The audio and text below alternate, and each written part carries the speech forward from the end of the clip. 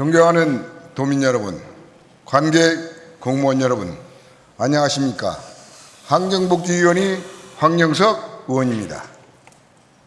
오늘 본 의원은 전북 도민의 깨끗한 수돗물 향상을 위해 옥내 노후화된 급수관 개선을 위한 대책 마련과 김제용지 특별관리지역 현업축사 매입 및 그리고 도내 응급처치 교육 및 응급장비 홍보와 관련해서 말씀드리겠습니다.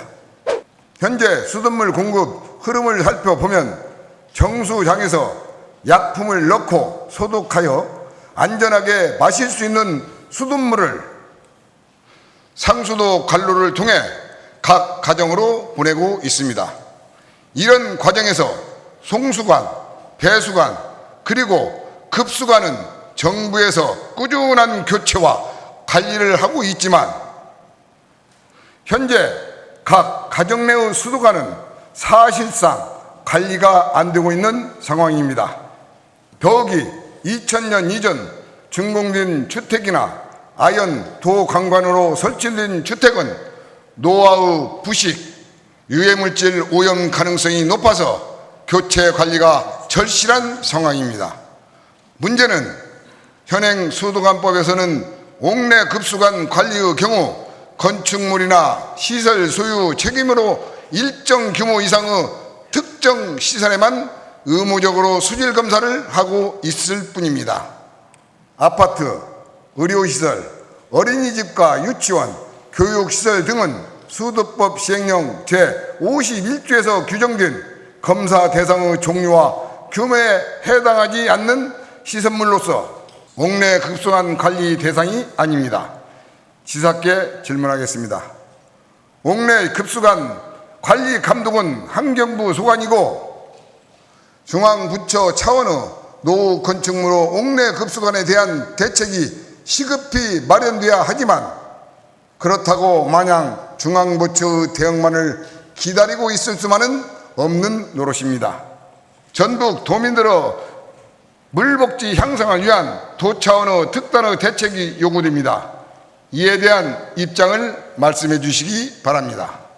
또한 본 의원이 대표 발의한 전라북도 노후 옥내 급수관 개선 지원 조례 제정 이후 현재까지 전라북도에서는 어떠한 노력이 있었는지, 그리고 시군과의 간담이 또는 수요 조사는 시행했는지, 내년부터 사업 추진을 위한 어떠한 노력을 하고 있는지 구체적으로 말씀해 주시기 바랍니다. 전라북도 경우 2000년 이전 주택수가 약 50만 가구라는 것만 알고 있을 뿐 정확한 수치도 모르는 실정입니다.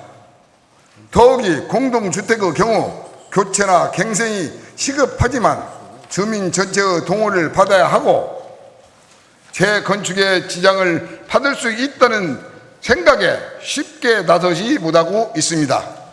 이에 대한 보관은 무엇인지 말씀해 주시기 바랍니다.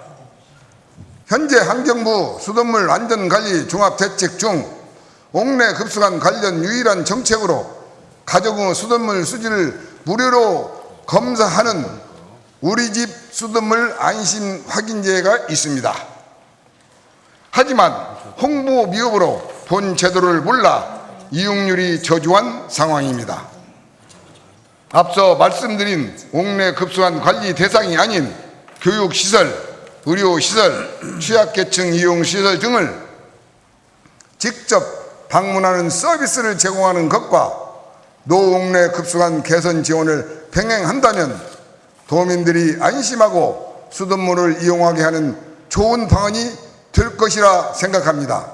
이에 대한 결의를 말씀해 주시기 바랍니다.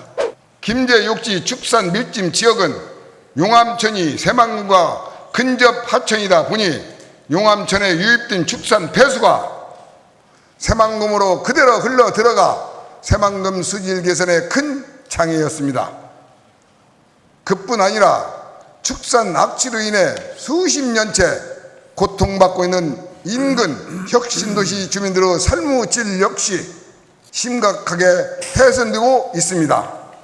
이를 해결하고자 본 의원도 지난 2020년 10월 김제 용지 정착농원 새만금 특별법상 특별관리지역 지정 촉구 건안을 대표 발의한 바 있습니다. 전라북도는 환경부와 기획재정부를 방문하여 약 5년간의 걸친 노력 끝에 지난 2021년 11월 3일 김제시 용진면 정착농원 3개 마을을 환경부 특별관리지역으로 지정 고시하였습니다. 그리고 2022년 예산 118억 원을 시작으로 4년간 총 사업비 481억 원 전액 국가 예산을 반영하게 되는 성과를 이루게 된 것입니다.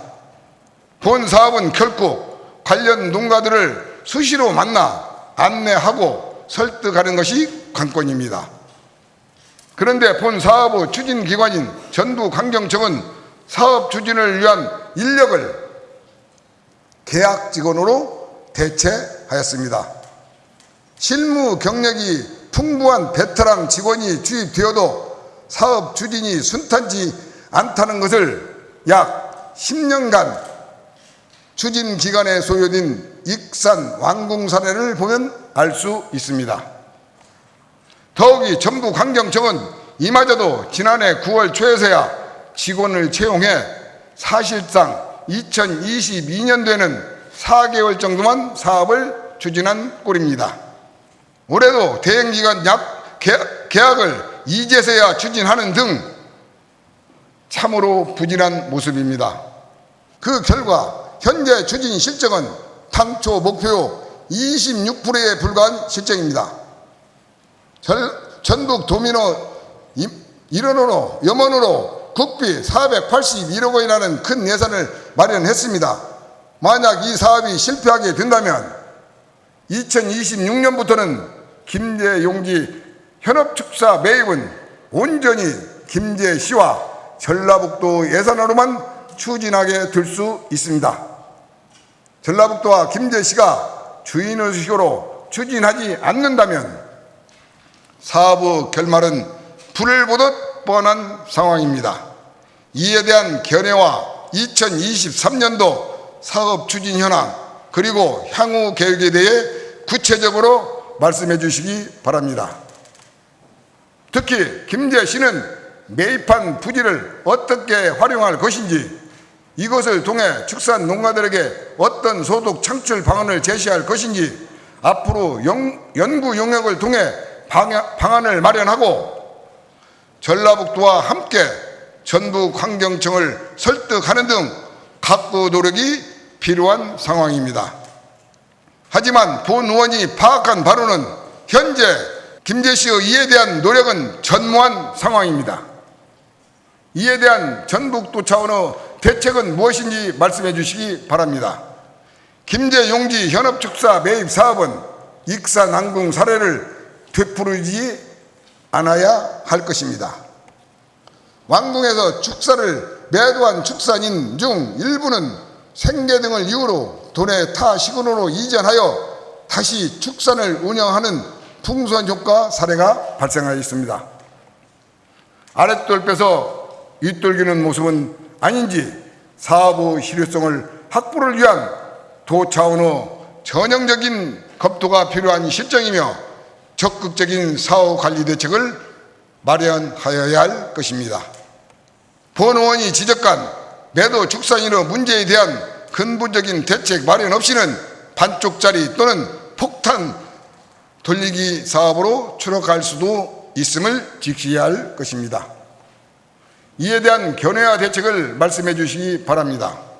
전라북도 급성지 정지 발생을 추이로 보면 2020년 기준 인구 10만 명당 84.5명으로 나타났고 전국 17개 시도 가운데 6번째로 높은 수치입니다. 전라북도 응급처치 교육 추진 현황을 살펴보면 2021년 기준 응급처치 교육 유수자 수는 3,211명으로 인구 1,000명당 1.8명입니다. 이는 전국 평균 4.5명보다도 2배 이상 낮고 전국 17개 시도 중 6번째로 낮습니다. 또한 교육 이수자의 70% 정도가 의무교육 대상자 이후 일반이라고는 하나 면면을 살펴보면 주로 지자체, 군부대나 학교, 공공시설 등 기관에 소속된 사람들이라는 점에서 제한적이라는 것을 알 수 있습니다. 그러나 급성 심정지 사고 60% 이상은 비공공장소, 즉 가정에서 일어나고 있고, 만약 응급처치 교육과 전혀 연계가 없는 도민의 가정에서 심장마비와 같은 응급 상황이 발생한다면 119 구급 대원이 도착하는 6에서 7분 정도 동안 이미 사망이나 뇌 손상에 이르는 아찔한 상황이 벌어질 수도 있습니다. 응급의료법에 관한 법률 제4조 제1항에 따르면 모든 국민은 응급 상황에서 응급처치 요령, 응급의료기관 등의 안내 등 기본적인 대응 방법을 알 권리가 있으며 국가와 지방자치단체는 이에 대한 교육, 홍보 등 필요한 조치를 마련해야 한다고 명시되어 있습니다. 따라서 전라북도 응급처치 교육 대상자 범주를 대폭 확대해서 전 도민을 대상으로 심폐소생술 등 응급처치 교육을 강화하는 것이 필요하다고 보는데 이에 대한 견해를 말씀해 주시기 바랍니다. 마지막으로 현재 전라북도에서는 2078대의 자동 심장 충격기가 설치되어 있습니다. 이는 도 전체 인구 만 명당 11.6대로 전국 평균 10.4대보다는 많습니다. 그러나 대국민 응급의료 서비스 인지도 및 만족도 조사에 따르면 주변의 자동 심장 충격기 설치 장소를 알고 있는지에 대해 살펴본 결과 전라북도는 전국 17개 시도 가운데 가장 낮은 30.4%를 기록했습니다. 또한 자동 심장 충격기 사용 방법을 알고 있다는 응답률은 37.7%로 이는 전국 평균 38.9%보다도 낮고 17개 시도 중 7번째로 낮았습니다. 따라서 자동심장기와 관련하여 적극적인 홍보가 시급하다고 생각합니다. 그리고 심폐소생술 등 응급처치 교육과 마찬가지로 자동심장충격기 사용 관련 교육도 확대하여야 하고 현장에서 활용에 초점을 맞춘 실천적 방안이 마련되어야 한다고 보는데 이에 대한 전북도 계획을 말씀해 주시기 바랍니다. 이상으로 질문을 마치겠습니다. 경청해 주셔서 감사합니다.